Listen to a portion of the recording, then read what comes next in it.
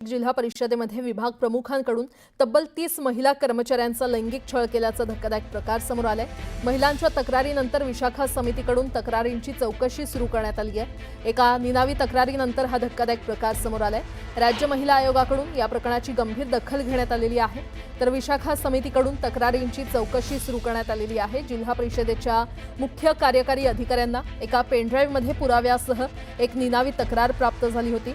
पेनड्राईव्हमध्ये आक्षेपार्ह व्हिडिओ आणि मेसेजेस मिळाल्यानंतर तातडीनं चौकशी समिती नेमण्यात आली होती। दुसरीकडे शासनाकडून या प्रकरणाची गंभीर दखल घेण्यात आली आहे। जिल्हा परिषदेच्या वरिष्ठ अधिकाऱ्यांना मुंबईला बोलावण्यात आलेलं आहे। 8 दिवसांपासून या प्रकरणाची चौकशी सुरू आहे। तर या समितीचा अहवाल कधी समोर येणार, किती महिलांचा छळ करण्यात आलाय, या आरोपांमध्ये कितपत तथ्य आहे, हे अहवाल आल्यानंतरच स्पष्ट होईल। जिल्हा परिषदेच्या मुख्य कार्यकारी अधिकारी आणि विशाखा समितीच्या अध्यक्षा सध्या रजेवर आहेत, तर 2 दिवसात समितीचा अहवाल आल्यानंतर कायदेशीर कारवाई केली जाणार असल्याची माहिती आहे। जिल्हा परिषदेच्या एका विभाग प्रमुखासह आणखी 2 अधिकारी या लैंगिक छळ प्रकरणात असल्याची माहिती आहे।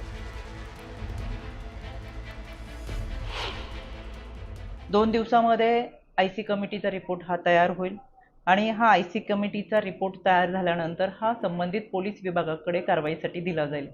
राज्य महिला आयोगाचे अध्यक्ष म्हणून या संपूर्ण घटनेचा पाठपुरावा आम्ही तर करूच। 2 दिवसामध्ये सादर केल्या जाणाऱ्या या रिपोर्टनुसार त्यामध्ये जे काही पुरावे सापडतील त्यानुसार कायदेशीर कारवाई केली जातील। कोणीही संबंधित व्यक्ती यामध्ये जरी असेल तर कोणालाही पाठीशी घातलं जाणार नाही। अतिशय कडक अशी कारवाई या माध्यमातून केली जाईल। अधिक माहिती देत आहेत आमचे प्रतिनिधी लक्ष्मण घाटोळ आपल्यासोबत जोडले गेलेले आहेत। लक्ष्मण, काय अपडेट? नाशिक जिल्हा परिषदेमधला हा धक्कादायक प्रकार आहे। नाशिक जिल्हा परिषदेमध्ये एक कक्ष अधिकारी विभाग प्रमुख जे आहेत त्यांच्याकडनं या जिल्हा परिषदेतील काही महिला अधिकारी आणि कर्मचाऱ्यांचा लैंगिक छळ झाल्याची एक निनावी तक्रार नाशिक जिल्हा परिषदेच्या मुख्य कार्यकारी अधिकारी अशिमा मित्तल यांच्याकडे प्राप्त झालेली होती।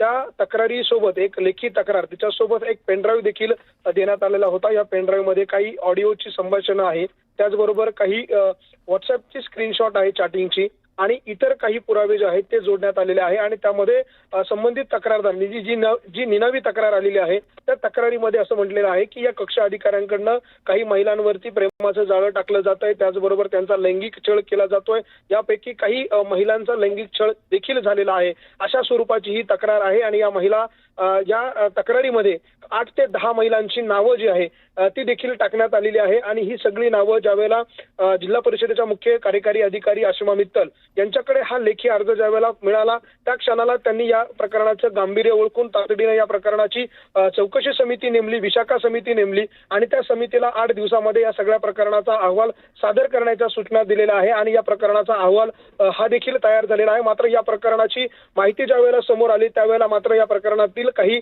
अधिकाऱ्यांना, चौकशीमधल्या काही अधिकाऱ्यांना आज मुंबईमध्ये मंत्रालयामध्ये बोलवून घेण्यात आलेलं आहे। या प्रकरणाची आता उच्चस्तरीय चौकशी जी आहे ती केली जाणार आहे आणि यासाठी काही अधिकारी आज मुंबईमध्ये पाचारण त्यांना करण्यात आलेलं आहे। आणि उद्या या सगळ्या प्रकरणामध्ये कायदेशीर काही कारवाई होणार का हे बघणं महत्त्वाचं असणार आहे। मात्र या सगळ्या प्रकरणामध्ये स्थानिक अधिकाऱ्यांनी, स्थानिक जिल्हा परिषदेच्या मुख्य कार्यकारी अधिकारी अशिमा मित्तल या देखील महिला अधिकारी आहे आणि म्हणून त्यांनी देखील हे प्रकरण गांभीर्याने घेतलेलं आहे आणि त्यांनी या सगळ्या प्रकरणामध्ये दोषींवर कठोर कारवाई केली जातील। त्यामध्ये जर तथ्य आढळलं तर कुणालाही सोडलं जाणार नाही, गय केली जाणार नाही। आणि जर अशा प्रकारे कोणी तक्रार असेल तर आणखी महिलांनी समोर यावं, अशा प्रकारची देखील त्यांनी आवाहन केलेलं आहे। त्यामुळे या प्रकरणामध्ये पुढे नेमकं काय होतं हे बघणं महत्त्वाचं असणार आहे। मात्र अशा पद्धतीनं जिल्हा परिषदेच्या एका कक्ष अधिकाऱ्यांकडनं, विभाग प्रमुखाकडनं जर महिलांचा लैंगिक छळ होत असेल आणि ह्या तक्रारी करण्यासाठी या महिलांना वर्षभराचा काळ लागत असेल तर या वेगवेगळ्या समित्या या महिलांसाठी ज्या कार्यरत आहे, त्यामध्ये विशाखा समिती असेल, वेगवेगळ्या शासकीय कार्यालयांमध्ये महिलांवर होणाऱ्या अत्याचाराबाबतच्या ज्या समित्या आहे या समित्या नेमका काय करतात असा सगळा प्रश्न या निमित्ताने उपस्थित केला जातो। लक्ष्मण, अपडेट घेत राहू तुर्तास। धन्यवाद।